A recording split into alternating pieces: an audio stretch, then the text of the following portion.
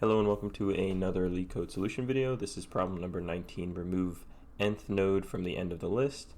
We are given the head of a linked list, remove the nth node from the end of the list and return its head. For example 1, our linked list is 1, 2, 3, 4, 5, and we are removing the second from the end. So our output linked list would be 1, 2, 3, 5. And they lay it out visually so you can see that 4 is the second node from the end, and our output linked list will just remove that node. For example 2, we're given a linked list of 1 and we are removing the first from the end, so our output linked list is just empty. And for example 3, our linked list will be 1, 2, and we're removing the first from the end, so our output linked list is just 1.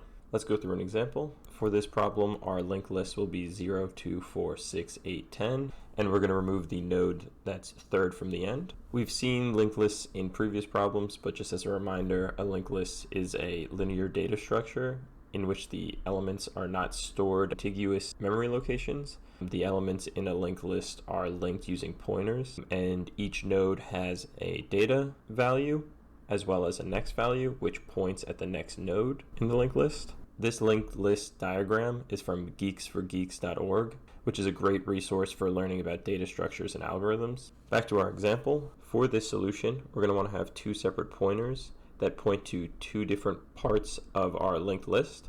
For our first pointer, we're going to want to have it move n plus 1 times, starting from our head. So our first move would be to 0, then our second, third, and fourth. Now we'll want to introduce our second pointer, and we will want to move our two pointers node to node until our first pointer reaches the end of our linked list. And now that our first pointer is at the end of our linked list, we'll know that our second pointer is pointing at the node before the one we want to remove. So at this point, we'll just set our current node.next equal to our node.nextNext, which will point our 4 to our 8, getting rid of our 6 node. So our output linked list for this problem would be 0, 2, 4, 8, 10. Let's jump into the code.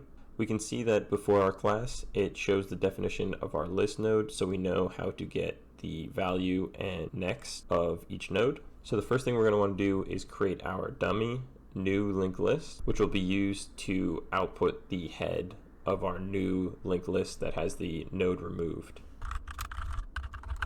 And we'll want to set our dummy.next equal to the head of our input linked list. Next, we'll want to define our first and second pointers, and both of these pointers are going to start off pointing at the head.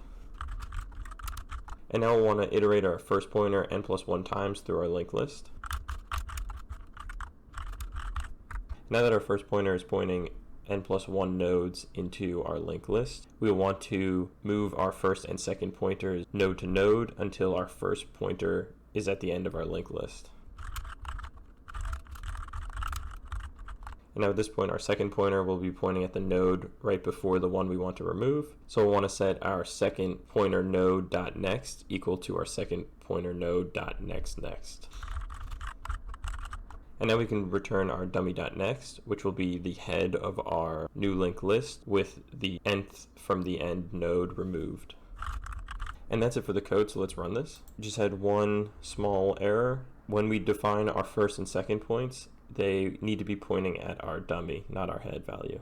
Now let's run this again. All test case passed, so let's submit. Our solution was accepted, so that's it for this problem. If you like this video and want to see more content like this, make sure to check out my channel. Thanks for watching.